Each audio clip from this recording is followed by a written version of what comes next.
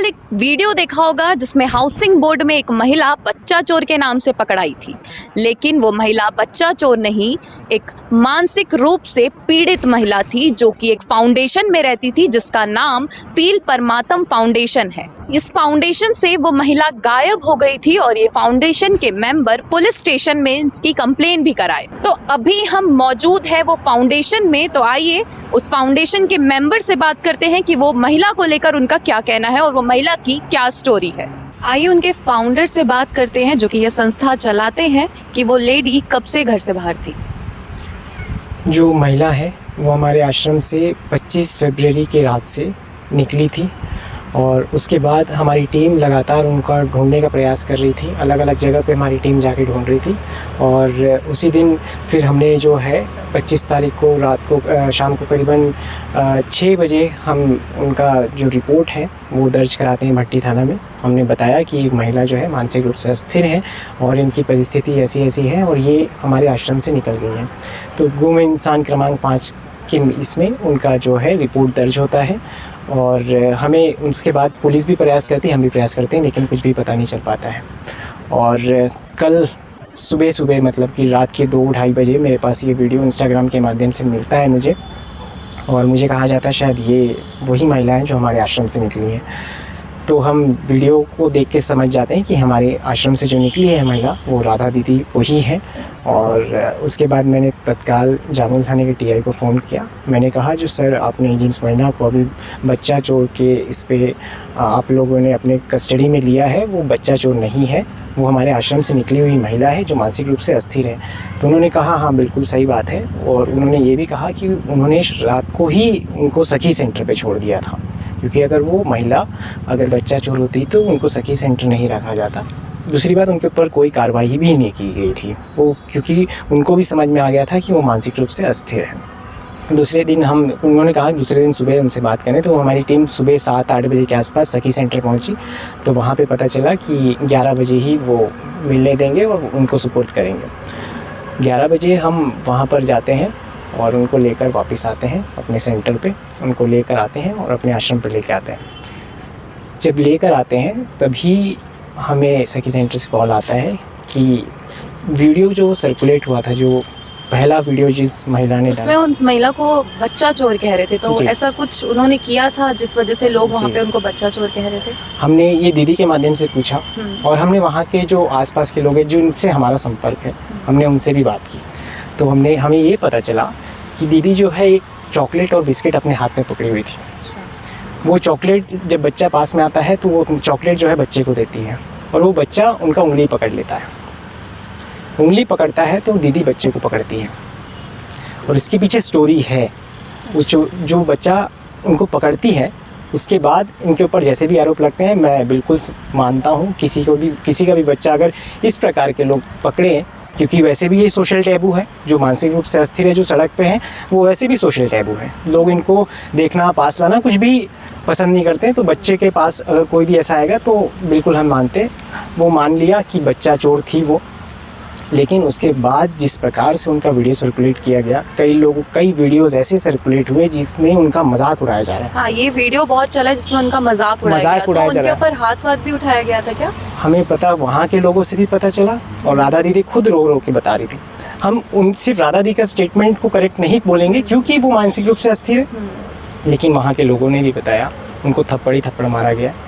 राधा दीदी ने खुद भी ये बताया कि थप्पड़ मारा गया, क्योंकि आपने मान लिया बच्चा चोर थे, आपने भीड़ भी इकट्ठा कर ली, आप पुलिस को इन्फॉर्म कर, पुलिस तो आई थी, पुलिस लेकर भी गई थी। उसके बाद ये व्यवहार करने की क्या आवश्यकता थी नहीं पता मुझे, लेकिन हो सकता है उस टाइम जो माइंड ऑफ होगा उनकी माताजी का या जिसका भी, जिन्होंने भी इनके ऊपर हाथ छोड़ा, वो अपनी जगह सही होंगे। लेकिन उसके पीछे का रीज़न मैं बताऊँगा आपको। जब लेकर आ गए हम, सखी सेंटर से कॉल आता है कि इनके भाई हमारे तक पहुँचे हैं करके। वो जो रात को वीडियो सर्कुलेट हुआ था वो इतना ज़्यादा वायरल हुआ था कि उनके भाई तक पहुँचा। उनके भाई जैसे ही पता चला, बेचारे रायपुर से सुबह दुर्ग स्टेशन पहुँचे। दुर्ग में वो मोहन नगर थाने गए, मोहन नगर थाने से सखी सेंटर आए, पता किए, फिर वो यहाँ पे आए। मैंने उनसे पूछा कि कब से महिला की परिस्थिति ऐसी है राधा दीदी, तो उन्होंने बताया कि वो आज से 3 साल पहले तक आपके और हमारे तरह एक सामान्य जीवन जी रही थी। उसके बाद 2008 में उनकी शादी होती है, 2014 में उनके पति का देहांत होता है और 2014 में जब उनका पति का देहांत होता है उसके बाद वो महिला के बच्चे को, जो एकमात्र उनकी बच्ची है खिलेश्वरी, उसको उसकी सासी माँ ने जो है उनसे अलग कर दिया और धीरे धीरे उनसे मिलना भी बंद करवा दिया। और जब ये परिस्थितियाँ हुई, एक तो उनके पति का जाना, उसके साथ जब उनके बच्चे का भी उनसे दूर होना हुआ, अब सोचेंगे उनकी मानसिक स्थिति में कितना बड़ा आघात हुआ होगा कि वो लावारिस सड़क पर घूमने को मजबूर हो गई थी। वो रायपुर से भटकते भटकते भटकते भिलाई के सड़कों पर भटक रही थी। भिलाई की सड़कों पर वो जब भटक रही थी, जब वो सितंबर का माह था जब हमें मिली थी वो, तो आपको किसी ने बताया था कि आपने खुद ही मेरे को जो है एक भिलाई में जो नाइट ड्यूटी करते हैं जो एम्प्लॉयज़ हैं उनका भी कॉल आया था और मैं खुद उस रास्ते से आता हूँ तो मैंने खुद उनको देखा था कि वो, आप वीडियो देखेंगे तो आपको रेस्क्यू का वीडियो हमारा इंस्टाग्राम और यूट्यूब पे डला हुआ है, आप जब देखेंगे तो देखेंगे इतने गंदे अवस्था में वो सड़क पर पड़ी हुई थी। बारिश में भी वो सड़क पर ही पड़ी रहती थी। उनके पास जो खाने के सामान थे उसके वजह से उनके कपड़े में पूरी चींटियाँ लगी हुई थी, वो उस अबोध अवस्था में थी। उसके बाद वो हम उनको बचाव करके लेके आते हैं, उनका मेडिकल ट्रीटमेंट चलता है। हमारे पास साइकेट्रिक प्रिस्क्रिप्शन है डॉक्टर्स के, साइकेट्रिक मेडिसिन चल रहा है उस महिला का। और उसके बाद अब वो लोग तो नहीं समझ सकते कि उनकी परिस्थिति क्या है, वो बच्चों से क्यों अट्रैक्टेड है। उन्हें अपने बच्चे से मिले हुए सालों गुजर चुके हैं और वो शायद सिर्फ एक बच्चे को प्यार से अपने पाली होगी या फिर जो भी हुआ होगा। लेकिन समाज को ये समझना चाहिए कि कोई भी चीज़ सर्कुलेट करने से पहले थोड़ा सा वास्तविकता के तौर पर कम से कम जो लोग सर्कुलेट किए वही थाने तक जाके पूछ लेते कि वो वाकई में बच्चा चोर है कि नहीं। यार बच्चा चोर थी तो क्या कार्रवाई हुई उनके ऊपर? अगर बच्चा चोर होती तो पुलिस शायद उनको नहीं छोड़ती। और वो बच्चा चोर क्या करती बेचारी बच्चा चोरी करके? वो वहाँ सिर्फ बैठी हुई थी, वो यहाँ से निकल गई, उसके बाद वो भटक रही थी, उसके बाद वो एक जगह में घूम रही होगी। इसी प्रकार से हमें पता चलता है वो वहाँ घूम रही थी। वो घूमते घूमते शायद उनको क्योंकि सड़क पे भटक रही थी तो किसी ने चॉकलेट दे दिया होगा या फिर किसी ने बिस्किट दे दिया होगा, वही वो बच्चे को देती है। और ये ऐसे लोग हैं ना समाज में जिनका ना कोई पूछने वाला है ना जिनका कोई बचाव करने वाला है। लोग जब इनके ऊपर हावी भी हो रहे होंगे तो ये तो कोई सी स्टेटमेंट देने के अवस्था में ही नहीं है। तो सबसे अच्छा सॉफ्ट टारगेट था लोगों के लिए, भीड़ के लिए भी बहुत अच्छा। लोगों ने उनका सिर्फ मजाक उड़ाया और मारा पीटी किया जो भी किया, लेकिन हम ठीक है जो भी हुआ। उसके बाद उनके ऊपर एक सोशल टैबू का टैग ऑलरेडी था कि एक मानसिक रूप से अस्थिर महिला है, उनके परिवार के बीच में ये टैग था। उसके साथ साथ समाज ने एक और तमगा उनको दे दिया सोशल मीडिया के माध्यम से कि एक बच्चा चोर है। अब सोचिए जब वो महिला, आप भी एक महिला है, आप भी समझ सकते हैं कि एक ऐसा तमगा लेके जब वो घर में जाएगी तो क्या व्यवहार होगा। वो कितनी टूटी हुई है ऑलरेडी, जब उनका पति जा चुका है, बच्चा उनके साथ नहीं रहता है, उसके बाद समाज उनके साथ ऐसा व्यवहार कर रहा है। हमें इस चीज़ को समझना पड़ेगा थोड़ा। और जो महिला सबसे पहले इस वीडियो को डाली थी, क्योंकि न्यूज़ मीडिया में सर्कुलेट किया हुआ ये न्यूज़, उसके बाद उस महिला ने इस वीडियो का डिलीट किया अपने इंस्टाग्राम पेज से। उनका हम धन्यवाद अर्पित करते हैं। उन्होंने एक समझदारी का परिचय देते हुए उस वीडियो को डिलीट किया, क्योंकि ये समाज में जितना फैलते जाएगा उतना वो महिला के लिए आघात होगा और उतना उनके लिए एक नेगेटिव इमेज क्रिएट करेगा। ये उस महिला के व्यक्तित्व इमेज के बारे की बात है। आप ये फाउंडेशन कब से चला रहे हैं?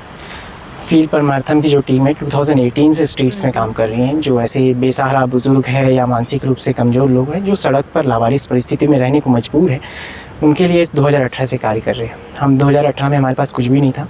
हम रोज़ ऐसे लोगों को रात में फूड डोनेट करते थे, फूड एश्योर करते थे ताकि इनको रात में भूखा सोना ना पड़े। मैंने एक मानसिक रूप से कमज़ोर व्यक्ति को डस्टबिन से खाना खाते हुए देखा था। उसके बाद से ये तय किया था कि एटलीस्ट रात को ऐसे व्यक्ति को कभी भूखा सोना ना पड़े और इस परिस्थिति में से खाना ना खाना पड़े। हमने ये इनिशिएटिव शुरू किया था और हमने पावरों से लेकर नेहरू नगर तक के स्ट्रेच पे ऐसे 15 लोगों को आइडेंटिफाई करके रखा था, क्योंकि हमारे पास कुछ नहीं था, ना फाइनेंशियली हम स्ट्रॉन्ग थे, ना किसी भी स्तर पे, ना हमारा कोई सोशल रिकग्निशन था।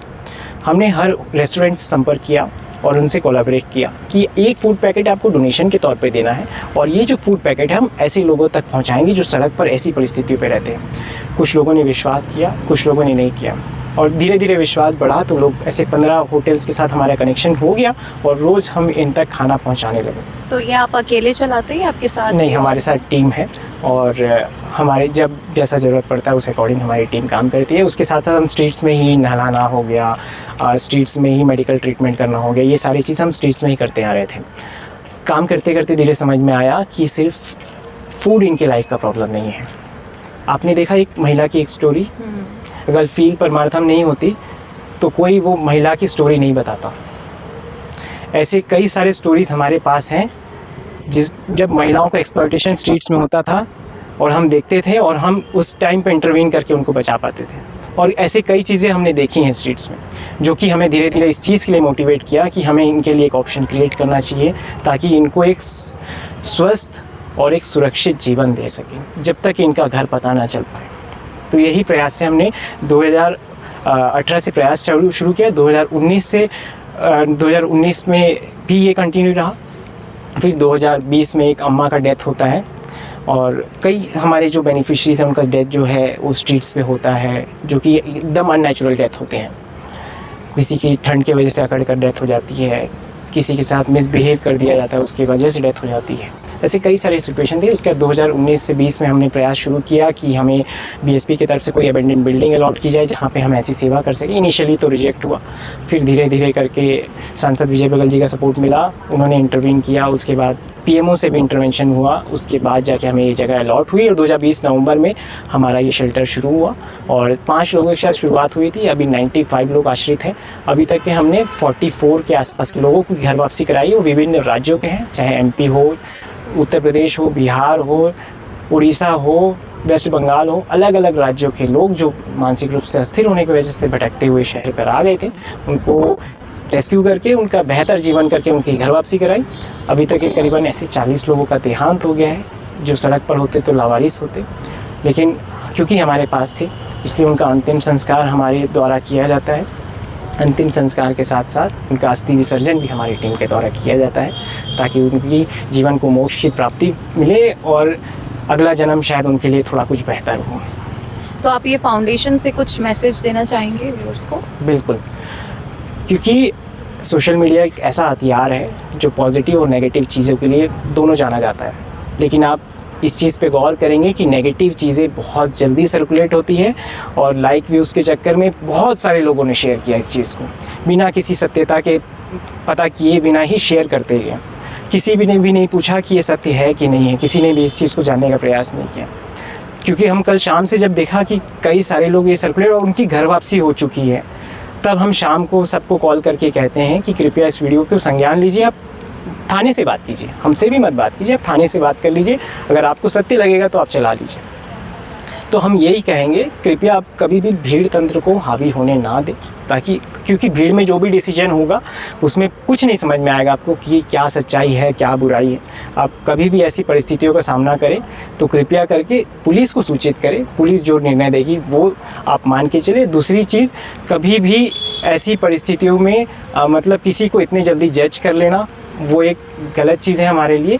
और सोशल मीडिया का थोड़ा सा हमें मतलब यही कहेंगे कि एक अच्छा चीज़ ज़रूर हुआ कि वो वीडियो डला तो वो दीदी की घर वापसी हुई, लेकिन ये भगवान का सहयोग ही है कि उनको यहाँ से वो निकली, उसके बाद वो मार खाई, बच्चा चोर की आरोपी बनी।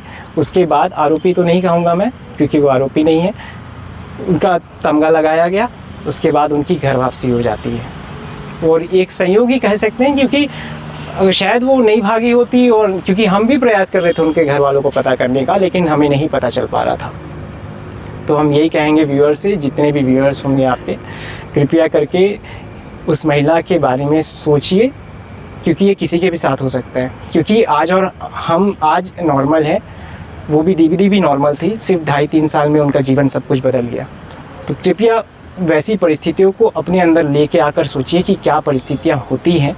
तो कृपया करके ये कोशिश कीजिए, ऐसा किसी के ऊपर भी टैग लगाने से पहले, मजाक बनाने से पहले 10 बार सोच लीजिए। कल आप या मैं या हम में से कोई भी हो सकता है उस जगह पे।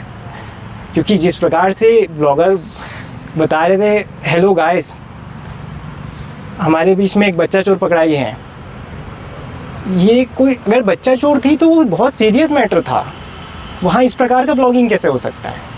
हम कैसे मजाक कर रहे थे, वो दीदी को कह रहे थे कि हेलो बोलो हेलो, ऐसा मजाक तो नहीं किया जा सकता किसी महिला के साथ। कोई ऐसे भी हमने देखा, कई लोग वीडियो सर्कुलेट किए और वो कह रहे हैं कि आदमी पकड़ाया है। उनको ये भी नहीं पता है कि फीमेल है कि मेल है। वो बस क्योंकि बच्चा चोर का आरोपी बहुत बढ़िया सर्कुलेट हो रहा है इसलिए सबने शेयर कर दिया।